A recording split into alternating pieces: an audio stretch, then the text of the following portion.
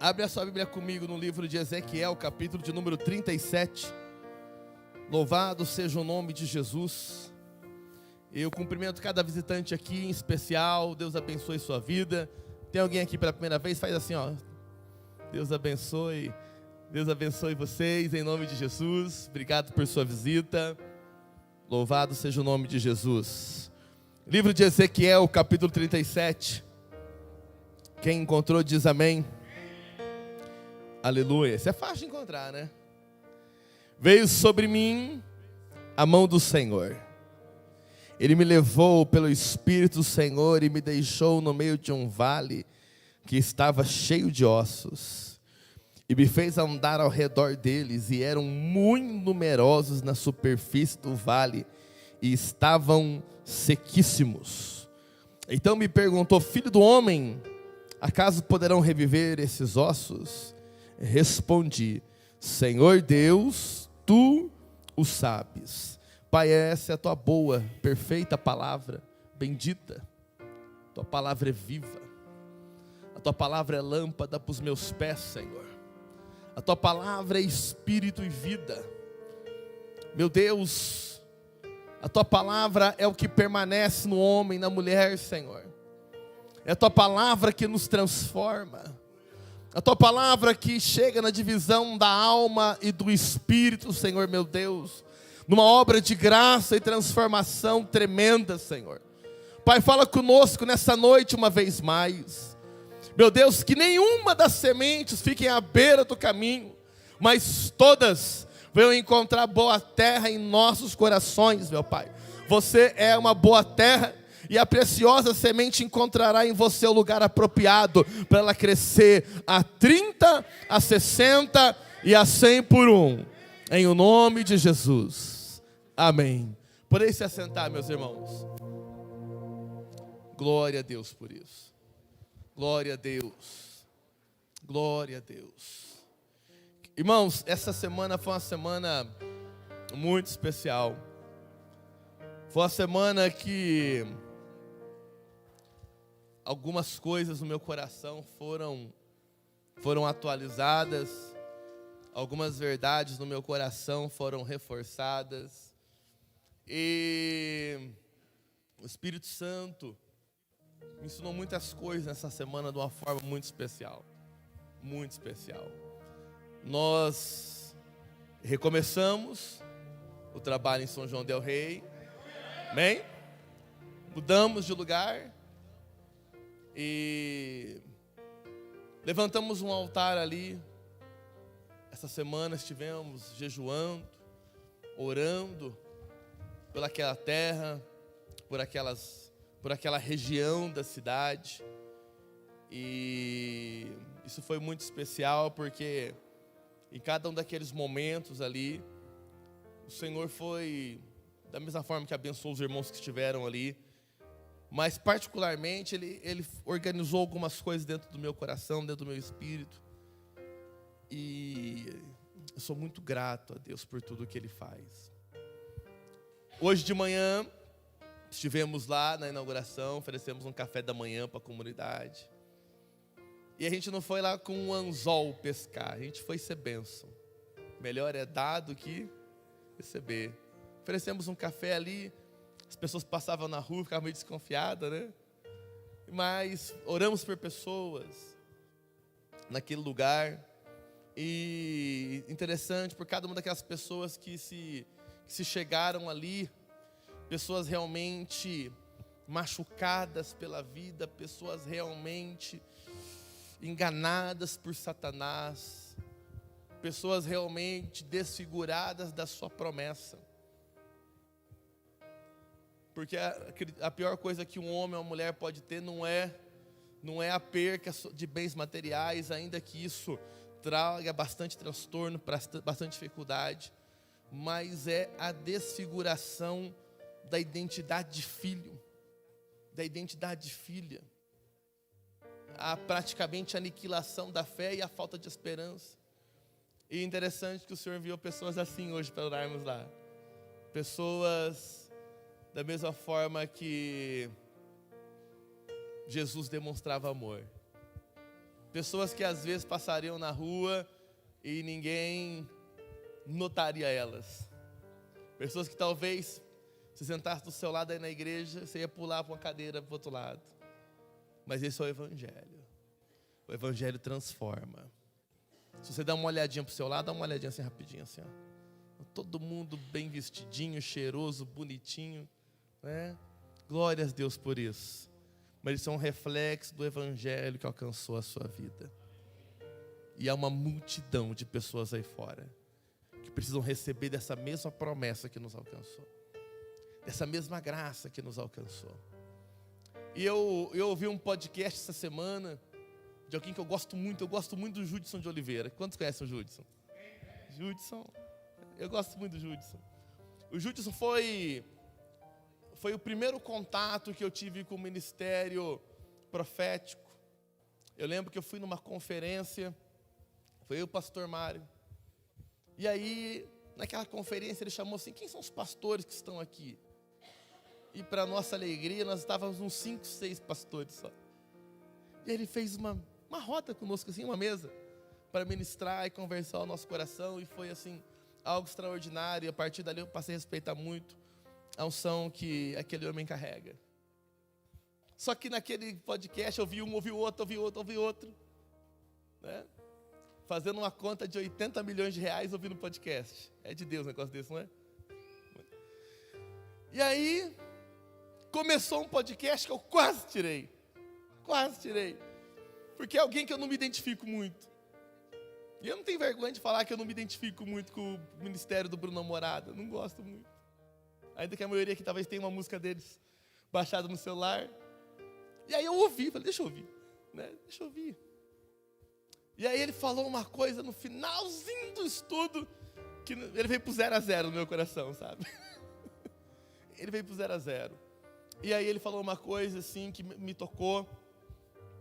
E eu comecei a meditar naquilo. Que ele disse assim, que ele foi lá na igreja onde que ele começou. Lá, não sei aonde que é. E ele viu coisas muito simples, que foi ele mesmo que tinha feito ali naquela igreja. E aí ele falou para a mulher dele assim: aonde que você vai? A mulher perguntou: onde você está indo, Bruno? E ela diz assim, ele disse para ela: eu vou procurar um menino. Aí ela: mas que menino? Não, um menino que passava a tarde toda com o violão adorando o Senhor, sem preocupar com nada. Um menino que nada era mais valioso que a presença. Um menino que tocava para 1, para 2, com a mesma alegria. E ele foi procurar aquele menino. E eu ouvi aquilo caiu no meu coração de uma forma tão especial, tão profunda. E eu falei também vou procurar um menino. Vou procurar um menino. E aí a primeira cena que me veio em mente, sabe? Esse dia atrás, a filha do meu primeiro pastor, o homem que me deu a minha primeira credencial. E esse homem já foi recolhido pelo Senhor. E ela falava que ela teve um sonho, ela estava passando por uma enfermidade, e naquele sonho ela disse que eu orava por ela, e o pai dela estava no sonho, eu orava, e o pai dela intercedia, e ela era curada ali. Então eu lembrei daquele comecinho, foi a primeira coisa que veio em minha mente, e aí eu lembrei assim de, talvez, uma das experiências mais simples e mais poderosas que eu tive com Deus. Muito simples, porque eu era menino, mas muito poderosa perto do que Deus queria fazer. Porque o menino sem teologia, eu menino sem conhecer Bíblia, eu era bem ruim de Bíblia, irmãos. Eu era bem ruim de Bíblia. Já foi ruim de Bíblia aqui? Quem já foi ruim de Bíblia? Eu era bem ruim de Bíblia. E aí, eu menino subi para um monte, e eu lembro que o monte que a gente ia no Paraná, a gente planta soja. E pensa numa soja da terra prometida, né? Então a soja já dava uns pezão assim, antes de que eles jogam depois alguma coisa para ela secar. Então antes dela secar, ela fica uns pezão assim, verde, irmãos. Dependendo da pessoa, até cobre, né? E aí a gente foi subindo para o monte, né? Aquele sojão batendo no peito, assim, molhando toda a roupa. E na maior alegria, a alegria do menino, né? E aí a gente tinha era um monte mesmo, alto, uma montanha. No alto da montanha tinha uma mata e tinha uma clareira no meio do monte, que era um monte democrático. Ali todos os irmãos daquela região oravam ali, sejam de qual denominações que fossem. E era assim uns 6, 7 quilômetros, que a gente ia a pé. A gente ia na caminhada. E eu lembro daquele dia, a hora que a gente estava chegando ali, como se fosse na porta do trilho do monte, eu senti no meu coração uma direção de Deus. Falei, irmãos, Deus está falando comigo para a gente entrar na mata. Eles olharam assim para mim, eu, Fabiano, e mais um irmão, acho que o Fábio, Fabiano e Fábio, eu acho que era o Fábio. E nós, mas Deus falou, então vamos. E nós entramos no meio da mata, irmão. E entramos com medo no meio da mata, não entramos corajoso não, mas com uma expectativa de Deus. Com aquele coração de menino, aquele coração esperando em Deus. E aí eu lembro que a gente foi entrando no meio da mata. Aí eu ouvi um barulho, paramos, repreendemos. O que é isso que está acontecendo, né? Ficamos quietinhos. E aí, vocês ouviram? Não sei. E fomos andando mais devagarzinho, pisando nos gravetos assim, bem de levinho. E aí aquele ruído ficou constante, e aquele ruído ficou mais claro. E aí a gente começou a perceber que aquele ruído era um ruído que a gente gostava muito. Era um ruído do tipo, glória a Deus, aleluia, eita glória. Nós percebemos, tem uns crentes ali no meio da mata já, né? E aí nós chegamos no meio da mata, e no meio da mata os irmãos abriram uma clareira de tamanho de 2 tapetes desse aqui, ó. E a gente pediu licença, deu uma paz, e falamos, podemos orar aqui com vocês? E eles permitiram. E a gente começa a orar com eles ali, irmãos, na maior humildade, na maior simplicidade, um coração puro, reto, sem desejar riqueza, sem desejar ministério grande, sem desejar igreja cheia, só desejando Ele. Só desejando Jesus, aleluia. E a gente orando ali naquele momento, e orando de olhinho fechado para não desconcentrar, no meio do monte tudo escuro, e orando de olhinho fechado para não desconcentrar, irmãos. E aí foi a primeira vez que eu ouvi a voz de Deus, e Deus falou assim claramente aos meus ouvidos, entrega para Ele o dom de cura. Eu, meu Deus, abri o olho, não vi ninguém, mas eu senti que aquilo foi de Deus. E aí eu fechei os olhos de novo, e aí aquela voz veio de novo, entrega para Ele o dom de cura. E eu comecei a chorar, comecei a orar em línguas, e comecei com aquele coração de menino me quebrantar, me derramar. E aí eu falei, menino, não sabia o que fazer. Falei, meu Deus, para quem que é, né? E eu abri o olho um pouquinho, e aí tinha um irmão mais aviãozinho que a gente, né? Pensei, deve ser para aquele ali, né? Deve ser para ele o dom de cura. Mas menino, com medo de errar, com medo de fazer as coisas da maneira errada, o temor do Senhor reinando no coração. Eu fechei os olhinhos de novo e falei, Senhor, me mostra de uma forma que eu entenda. E aí a voz não falou de novo, mas instantaneamente eu vi aquele monte, não tinha ninguém mais naquele monte, eu via só um monte, e eu via como se fosse um vidro desse de remédio, um vidrão de xarope, e era um vidrão desse tamanho assim, ó, e aquele vidrão de xarope, ele rodeava o monte, e rodeava, e eu me quebrantando apenas de Deus. E aí chegou uma hora, o vidro parou nessa direção. A hora que eu abri os olhos, tinha um irmão nessa direção. Eu entendi, é para esse que Deus está falando. Eu cheguei naquele irmão, falei, ei, Deus manda te entregar o dom de cura. A hora que eu coloquei o dedo, ele caiu lá, e aquele monte foi um mover de glória. E por uns 40 minutos foi só glória, aleluia, e poeira para cima. Depois aquele irmão levanta, cheio de folha. Aquele irmão levanta, tudo, a cara cheio de barro, chorou, rolou, e ele fala para nós, que ele estava numa consagração, ele estava em 3 dias de jejum, 3 dias de oração, falou, Deus, eu só saio daqui com o dom de cura, eu só saio daqui, Senhor, quando o Senhor me enviar o dom de cura. Irmãos, aquela noite foi a primeira e a única vez que nós entramos naquele lugar para orar. Foi a primeira vez que nós vimos aquelas pessoas, e foi a última vez. Eu nunca mais vi aquelas pessoas, mas eu tive a experiência de que Deus quer usar pessoas simples e comuns, que Deus quer usar. Ele só quer encontrar em você um coração de menino. Ele quer que você amadureça quanto ao pecado, Ele quer que você amadureça quanto à tua fé espiritual, mas Ele quer sempre encontrar em você um coração de menino, dependente dEle, que não acha que já sabe tudo, mas sempre estará aos pés dEle. sempre estará aos pés. Foi uma semana de organizações internas. Foi uma semana onde o Senhor trabalhou comigo assim, em cada detalhe, em cada circunstância, em cada pessoa que eu tive a oportunidade de conversar um pouquinho. Deus estava me ensinando alguma coisa. E muitas das vezes, irmãos, nós corremos o risco de achar, porque nós já somos crentes há 1 ano, 2 anos, 3 anos, 5, 10, 20, 50, que nós já entendemos bastante, que nós já somos crentes maduros, e verdadeiramente devemos nos tornar crentes maduros, mas nunca deixar de ser filhos dependentes dele. Filhos que dependem. E hoje tem muita igreja, tem muita gente fazendo coisa legal, mas na força do seu braço, fora da dependência, fora da direção de Deus, fora do propósito, fora do querer. E eu quero te encorajar a isso. Quem já foi um menino desse, uma menina dessa, que orava, virou a madrugada orando? E faz tanto tempo que você não vira a madrugada orando. Gente aqui que abria a Bíblia começava a chorar, e faz tanto tempo que não chora lendo a Bíblia. Gente aqui que jejuou tantas vezes, hoje não consegue jejuar mais. Gente que se derramou na presença de Deus de uma forma poderosa. Não confunda a maturidade espiritual com a frieza.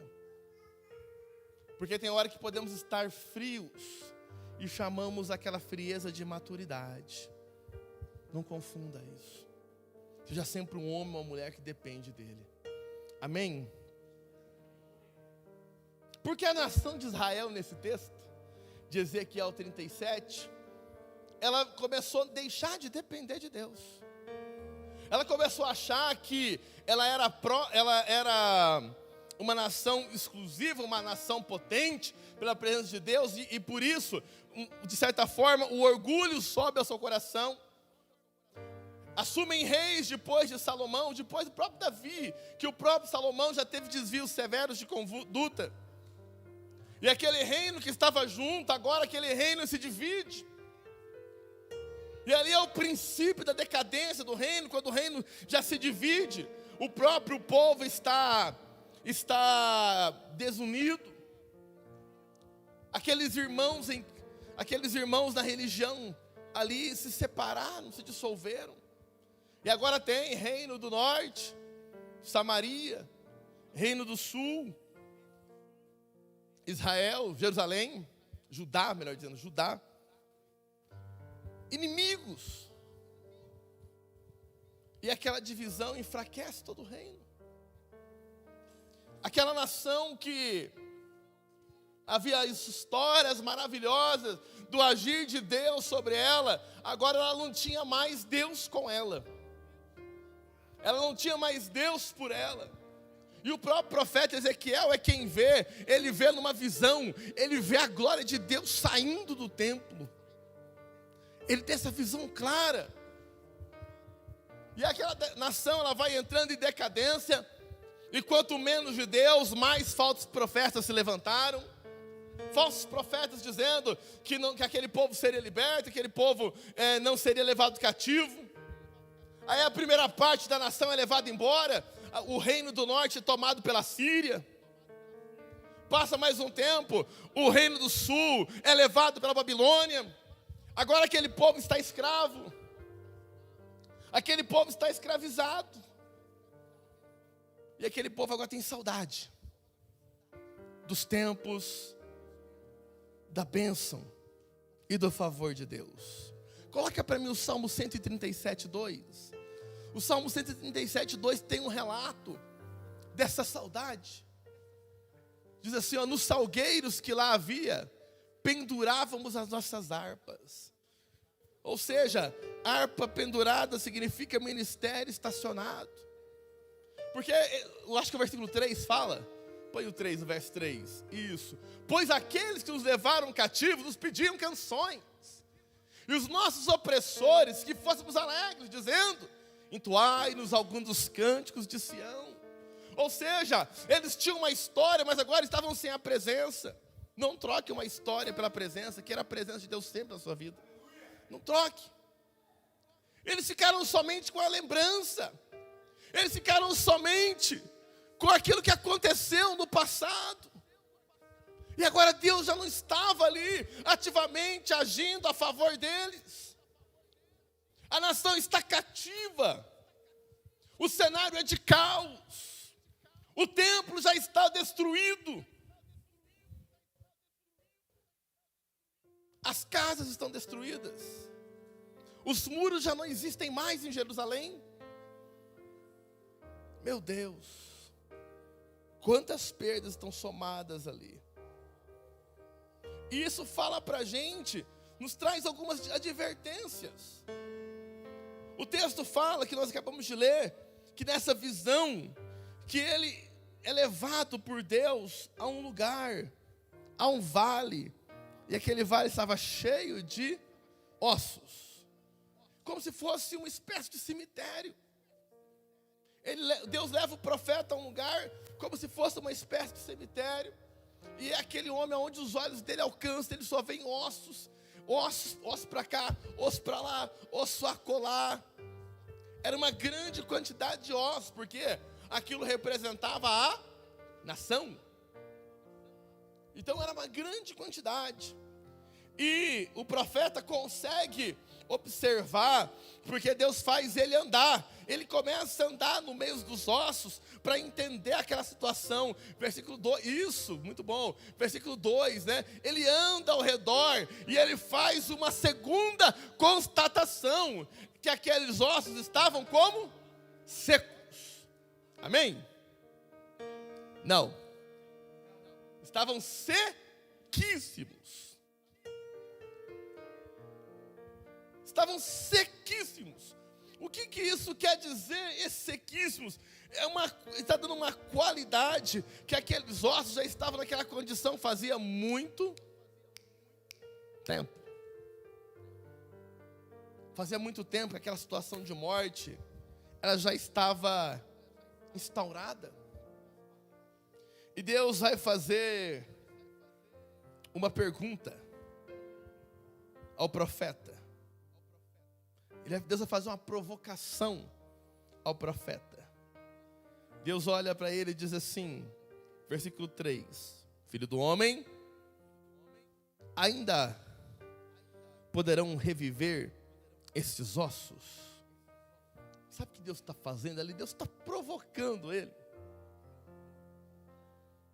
Deus está instigando ele diante de uma situação caótica.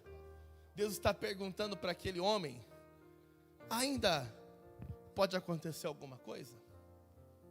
Se você se sentir confortável com isso, pergunta para alguém perto de você: ainda pode acontecer uma reviravolta de Deus na sua vida? Pode? Pode ou não pode? Pode ou não pode? Pode ou não pode? Deus faz o que então? Deus manda o profeta profetizar. E ele profetiza e o milagre acontece. O milagre se desdobra ali a partir da profecia. Então esse é o contexto imediato aqui desse texto, né? Então é um texto que ele nos ensina o quê? Primeira coisa, que o pecado nos leva à ruína. O pecado da nação levou eles àquela condição de ossos, e ossos sequíssimos. A permanência no pecado, a permanência no orgulho, a permanência na soberba, a permanência numa religiosidade sem fundamento, sem vida real. Eles seguiam, falavam de Deus, mas falavam de Deus da boca para fora. Eles tinham um coração endurecido, eles não serviam a Deus por temor, amor, por graça, mas eles continuavam sendo orgulhosos, presunçosos, soberbos, e havia muitas coisas erradas no sacerdócio, havia muitas coisas erradas no povo. Então eles foram se distanciando de Deus. Eles foram se afastando. E isso fez o quê? Trouxe para eles cessou. Finalizou-se a esperança. Finalizou. Eles ficaram desesperançosos. Por quê? A falta de temor, a sequência do pecado, o lugar aonde eles estavam, a condição a qual eles estavam, fez com que toda forma de esperança fosse destruída. Então perceba como a quebra de aliança, porque o pecado de Israel, eu posso resumir simplesmente como uma quebra de aliança. Eles quebraram a aliança de servir ao Senhor Deus deles, de todo o coração, alma e força, como foi dito lá no livro de Êxodo, depois em Deuteronômio. Eles deixaram de ter o Senhor como Deus verdadeiro, eles deixaram de ter o Senhor como primazia, eles quebram a aliança, e eles entram num cenário caótico. E quantas pessoas nós não conhecemos, numa situação semelhante a essa, vivendo uma vida de desesperança, vivendo uma vida como se esperasse a morte chegar. Há alguns até que anseiam para que a morte chegue mais rápido. Hoje estivemos ali com pessoas que usam drogas, presas no vício. É um osso seco, um osso sequíssimo. Hoje oramos por uma pessoa em condição de rua. Eu lembro que quando eu acabei de orar por ele assim, ele estava com os olhos cheios de lágrimas. Aí eu abracei aquele homem, senti que ele me abraçou firme. Eu pensei assim, quanto tempo será que ninguém abraçava aquele cidadão? Quanto tempo? Há quanto tempo que não havia um gesto de graça de Deus para ele? E eu, por Cristo, eu enxerguei aquele homem com tanta compaixão, com tanto amor, com tanta dó do cenário que ele se encontrava, porque ele era um osso seco. Ele representaria bem aqui o enquadramento dessa mensagem. Alguém que perdeu, e agora a única coisa que tem para dormir é um canto na rua. É um canto aonde as pessoas passam ali, vão tirar a paz dele. Falta até a própria dignidade. A pessoa se sente indigna. A pessoa tem vergonha de olhar nos seus olhos, porque ela se vê numa situação de fato, de ossos sequíssimos. E aí eu lhe pergunto, irmãos, porque nós podemos encontrar pessoas que já estão assim, como ossos sequíssimos. Só que um osso seco começa com uma morte. Primeiro alguém morreu. Depois a carne se foi, depois os ossos ficaram secos, e por último os ossos ficaram sequíssimos. Mas o primeiro passo para isso é a morte. E a morte sempre vai nos remeter biblicamente ao pecado. O salário do pecado é a morte. E aí, querido, eu tenho o privilégio de olhar vocês aqui de cima, como eu disse agora há pouco, todo mundo bonitinho, todo mundo cheiroso, mas eu quero te dizer uma coisa: se você estiver vivendo uma vida de pecado, o seu destino é morte, e depois osso seco, e depois osso sequíssimo. A Bíblia é clara quanto a isso, claríssima. Pastor, porque o salário do pecado é a morte. Agora, o dom gratuito de Deus é a vida e vida eterna. É a vida e a vida eterna. Então nós temos aqui um caminho que tem duas possibilidades.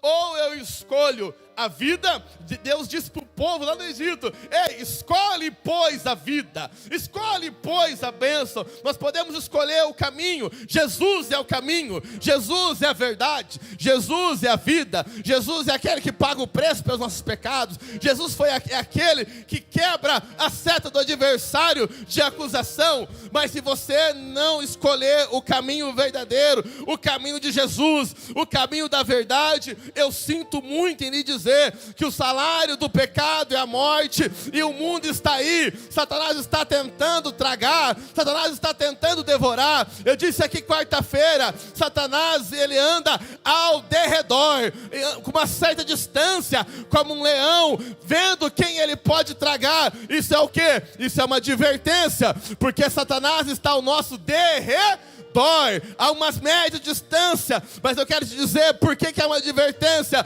Porque se você amar Jesus, se você servir Jesus, ao seu lado, não ao seu derredor, ao seu lado está o leão da tribo de Judá, aleluia, aquele que tem o poder de abrir o livro e desatar os seus 7 selos. É a escolha, é uma escolha que devemos fazer. Escolha, pois, a vida. Escolha, pois, as promessas. Eu quero dizer uma coisa: não brinque com Deus. Não brinque com Deus. Não vale a pena brincar de ser cristão. Seja autêntico. Talvez você chegou aqui nessa noite ainda com uma falha a ser tratado na sua vida. Trate hoje. Coloque-se aos pés de Jesus hoje. Coloque aos pés dele. Faça dessa noite a noite da transformação da sua vida.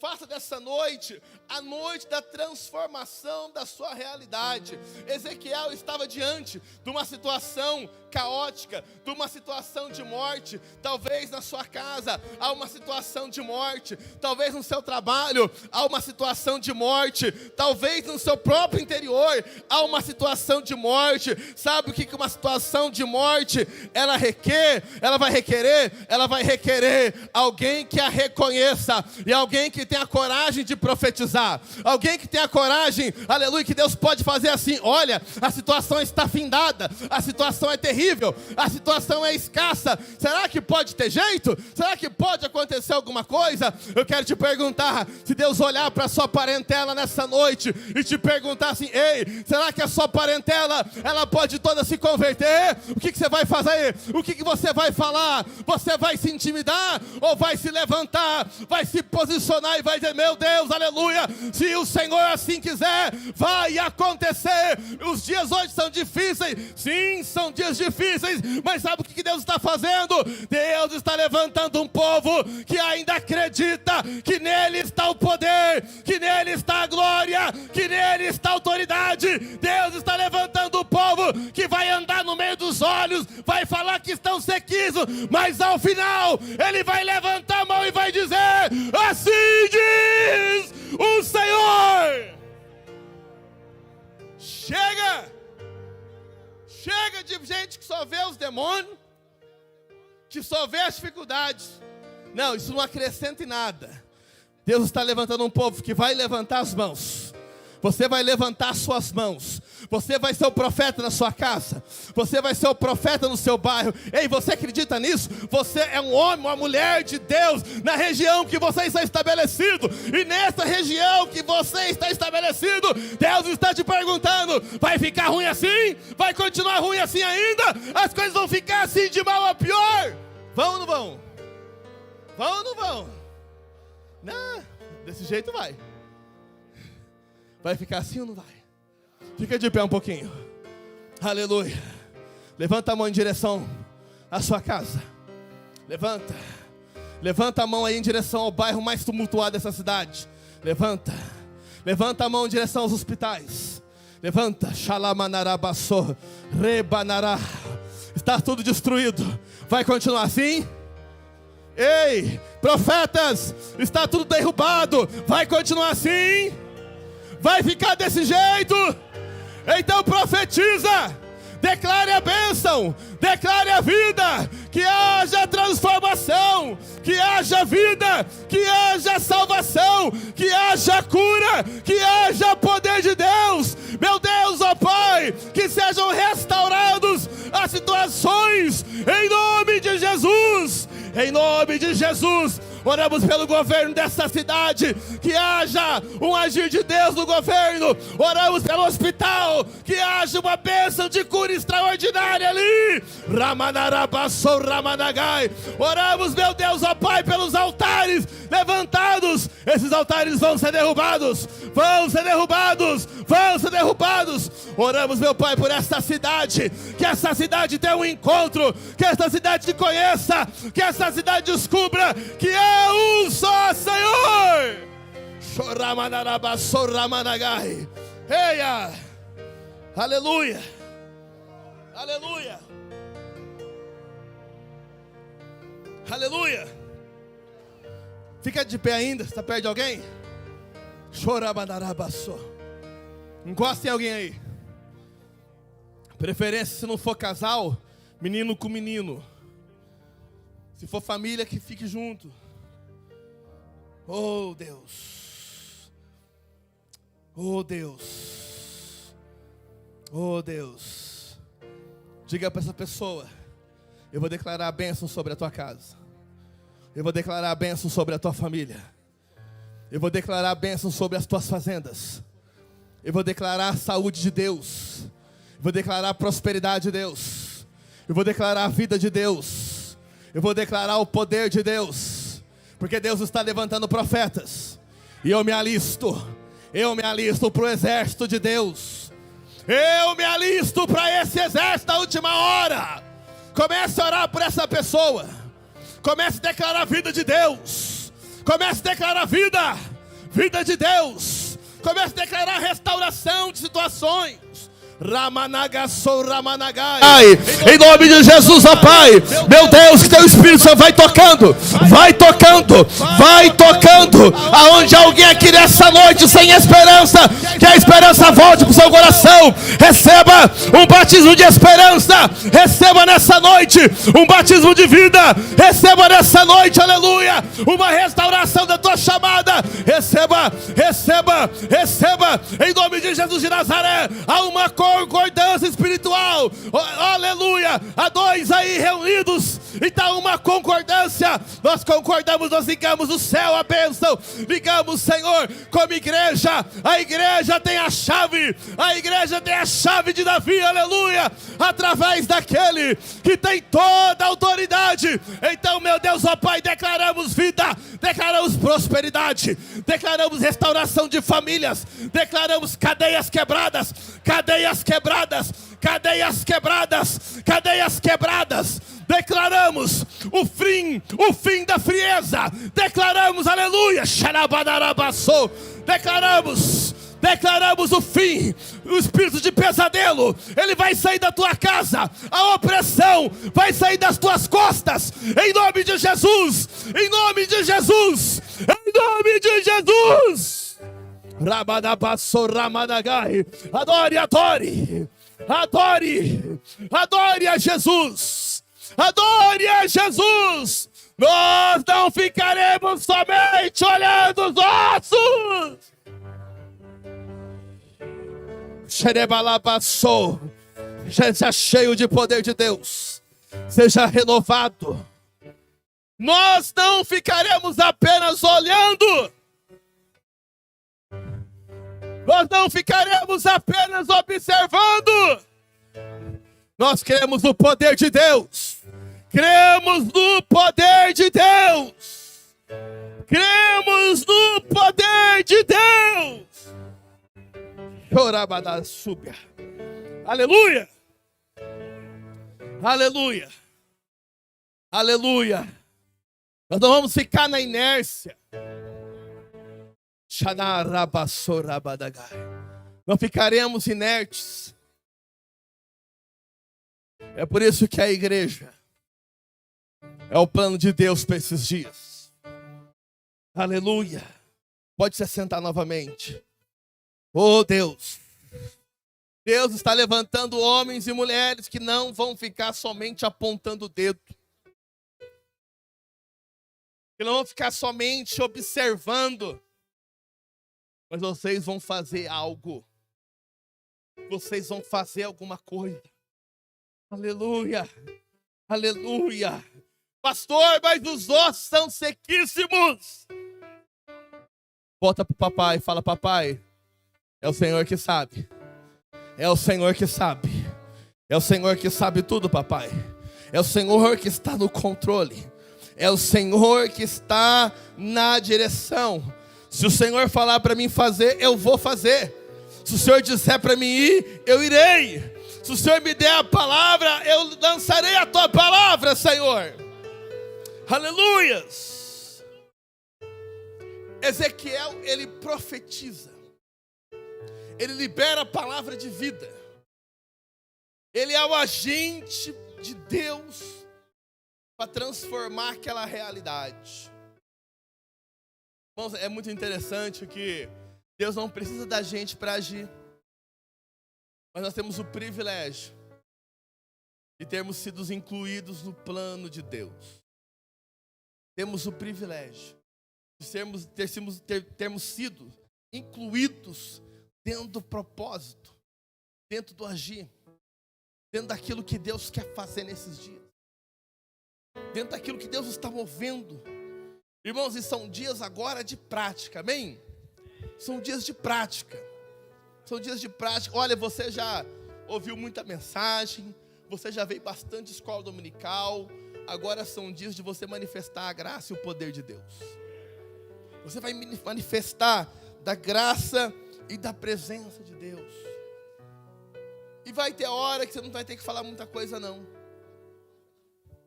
As pessoas vão ter que pelo menos perceber que você esteve com Jesus.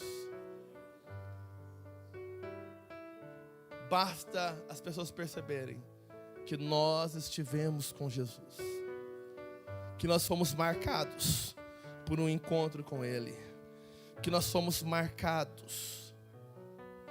E aí, para isso, irmãos, para esse tempo, para sermos eficazes nesse tempo, para sermos boca de Deus nesse tempo, eu tenho orado por isso e te encorajo a orar também. Ore pedindo para Deus compaixão. Senhor, me dê compaixão, Senhor. Enche o meu coração de compaixão. Quando Jesus olhava as pessoas, ele sentia íntima compaixão. E aquele sentimento de Jesus de íntima compaixão liberava milagre.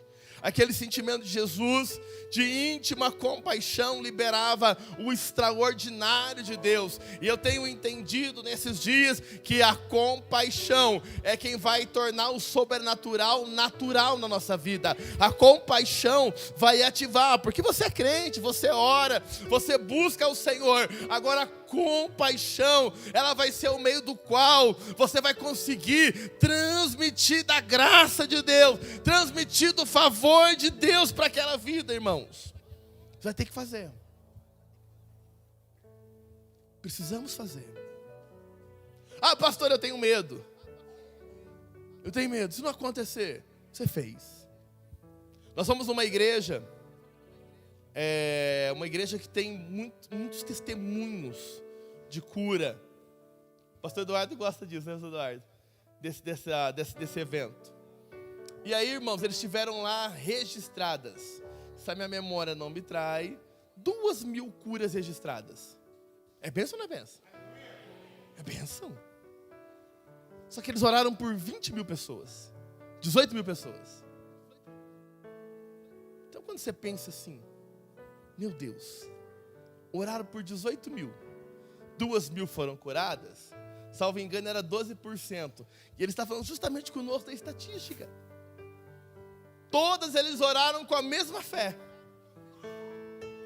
Todas eles oraram com o mesmo amor. E alguém pode dizer, mas 16.000 foram embora triste. Verdade. Verdade. Só que se você olhar somente para as 16.000 que foram embora tristes, você não teria tornado 2.000 famílias abençoadas que foram curadas. Lança semente sobre as águas. Lança a semente sobre as águas. Creia.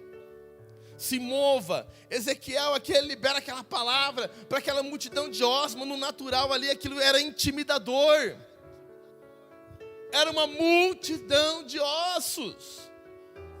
Imagina se Deus te coloca ali na porta do cemitério ali, ó.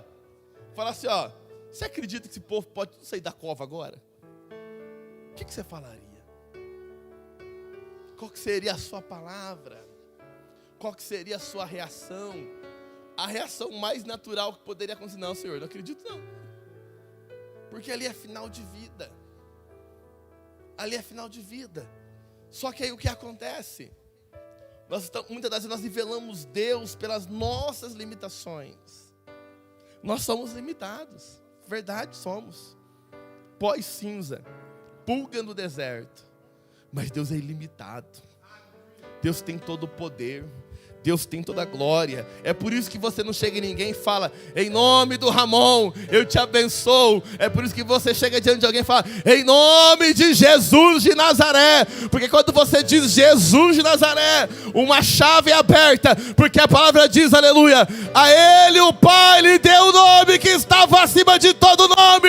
E é o nome de Jesus. Todo joelho se dobrará no céu, na terra e debaixo dela. Todo joelho. Não é no teu nome, não é na nossa força, é no nome de Jesus. É no nome de Jesus. Irmãos, é reconhecer que para Deus não tem impossível. Nós precisamos voltar a reconhecer duas coisas. Vou falar mais duas coisas nessa noite. Precisamos voltar a reconhecer que Deus é misericordioso. Lamentações 3:22, dona Lília.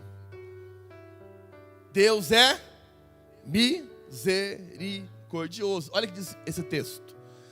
As misericórdias do Senhor são a causa de não sermos consumidos, porque as suas misericórdias não têm fim.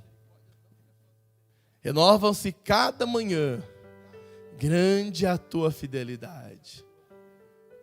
A minha porção é o Senhor, diz minha alma. Portanto, por isso, esperarei nele. Diga comigo, o Senhor é misericordioso. Amém? Talvez você não é, mas o Senhor é misericordioso. Talvez você guarde a mágoa de alguém, mas o Senhor é misericordioso. Talvez você acha que alguém não mereça perdão, mas o Senhor é misericordioso. O Senhor é misericordioso, volta no 22. E as misericórdias deles é a causa, é o motivo de nós não sermos consumidos. Porque as suas misericórdias, o original dessa palavra final aí, ela permite você também traduzir ela por lealdade. Ou seja, a lealdade, a bondade, o favor, o cuidado, a misericórdia de Deus, ela é infinita.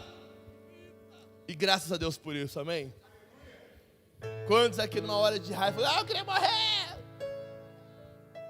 E você não morreu, porque as misericórdias do Senhor são as causas de nós não sermos consumidos, aleluia. Está brigando com ele, você podia morrer, sua peste. E ele não morreu, porque as misericórdias do Senhor é a causa de não sermos consumidos. Quantas vezes saiu besteira da sua boca, mas nada aconteceu, porque as misericórdias dele são infinitas, são infindáveis, são incomparáveis. Oh, Deus tremendo, Deus tremendo, Deus que sabe que somos feitos de pó, e por isso Ele é misericordioso, mas Ele exige de nós arrependimento. Ele exige do que o nosso coração se arrependa. Ele requer que o nosso coração se arrependa para que haja uma reaproximação. Ele exige isso. Ele espera de você o arrependimento, para que você seja reposicionado.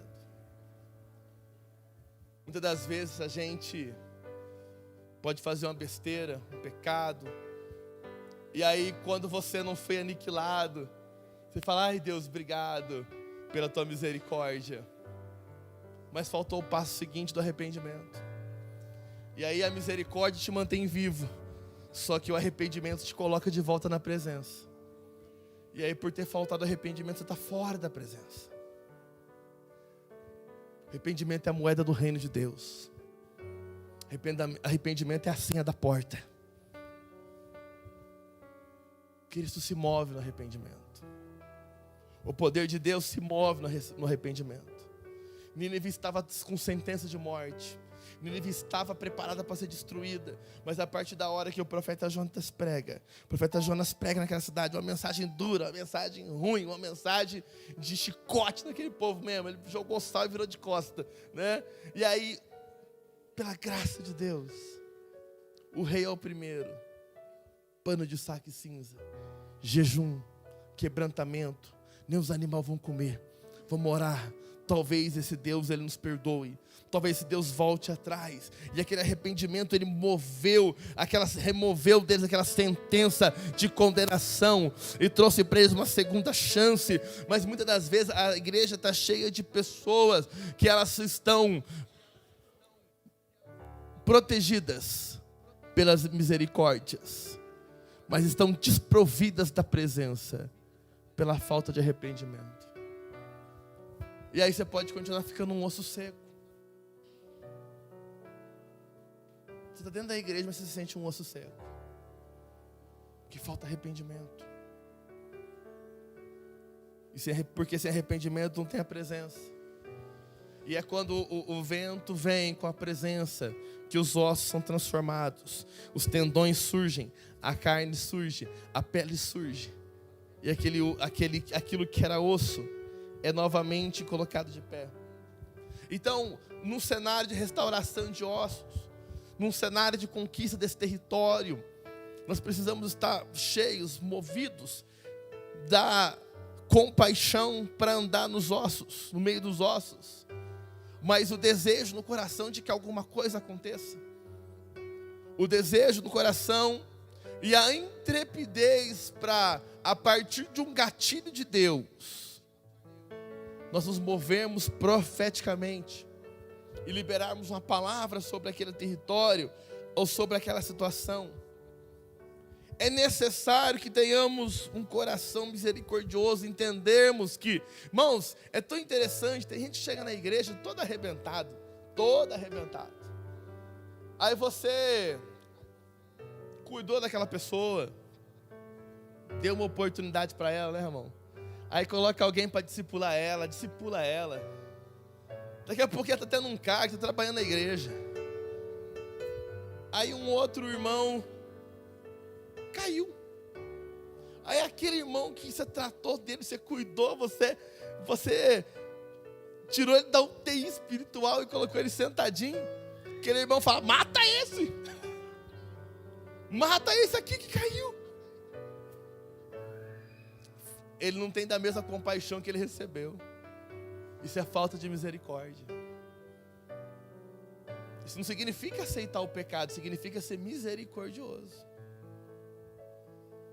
Ser mão para que o outro levante. Ser mão para que o outro se reposicione. E a última coisa que eu quero dizer, que é preciso para um homem ou uma mulher, dentro de um cenário de ossos secos. Lucas 1:37. Ponha para mim.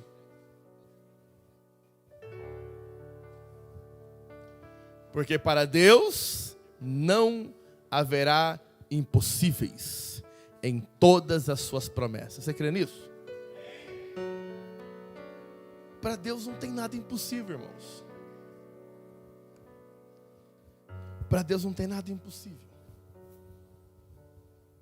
Vamos ficar de pé em nome de Jesus.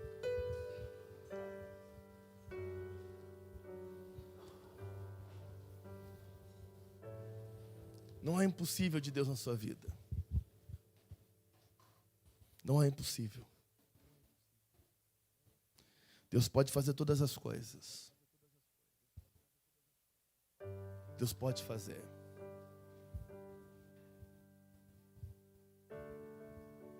só você lembrar, ter um pouquinho de paciência. Olha para trás. Vê de onde Deus te tirou. E eu sei lá do Jardim Cambará. Rua Tupinambá? Nem lembro da rua. Lá do Jardim Cambará. São Pedro e Ivaí. Uma vida difícil.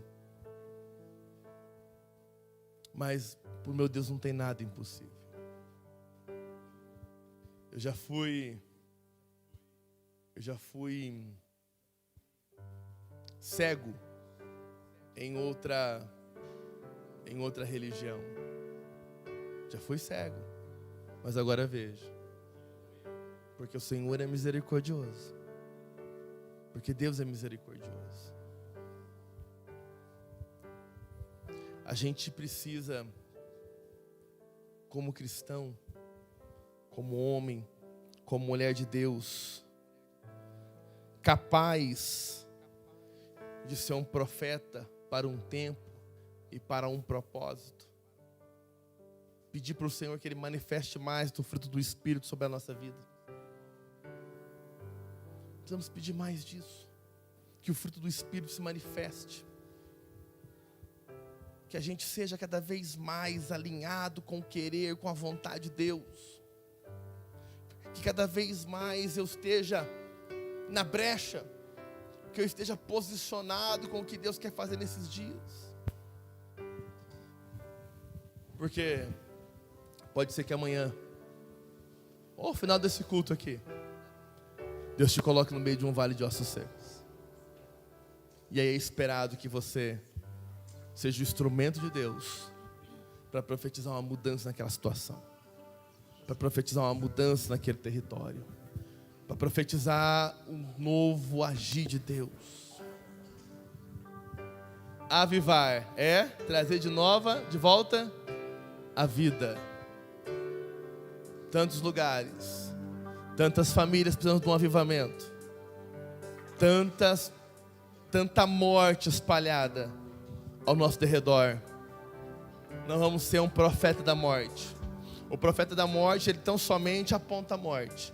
O profeta da morte, ele tão somente valoriza a situação de morte. Sabe aqueles canais de televisão que os caras ficam lá 4 horas falando: morreu um, morreu outro, morreu aquele.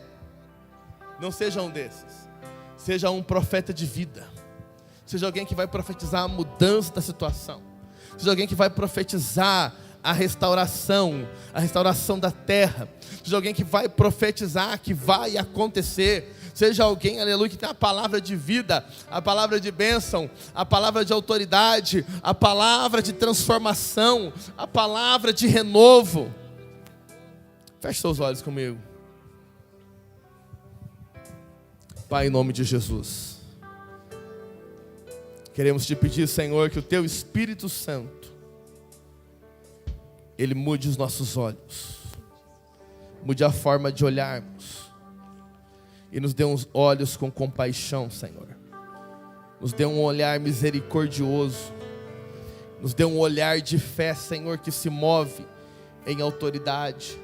Nos dê um olhar de fé, Senhor, meu Deus, que mesmo que estivermos diante de vales de ossos secos, Senhor, eu quero pedir a Tua voz, Senhor. Nos dê a palavra de mudança, nos dê a palavra de autorização, nos dê a palavra de comando. Ezequiel, ele recebeu do Senhor a palavra de comando. Talvez na sua vida pessoal, talvez na sua casa, talvez algo que você nessa noite precisa de uma transformação. Peça ao Espírito Santo: Senhor, me dá uma palavra de comando. Me dá uma palavra, Senhor. Me dá uma palavra de vida. Me dá uma palavra para me liberar sobre essa situação. Em nome de Jesus. Continue orando. Continue falando com Deus. O louvor vai estar ministrando uma canção, mas continue falando com Deus. Continue falando: Senhor, que a Tua palavra traga vida, Senhor. Traga vida a casamentos. Traga vida a filhos. Traga vida, meu Pai, a um corpo que esteja enfermo. Traga vida, meu Pai, a emoções abaladas. Traz vida, Senhor.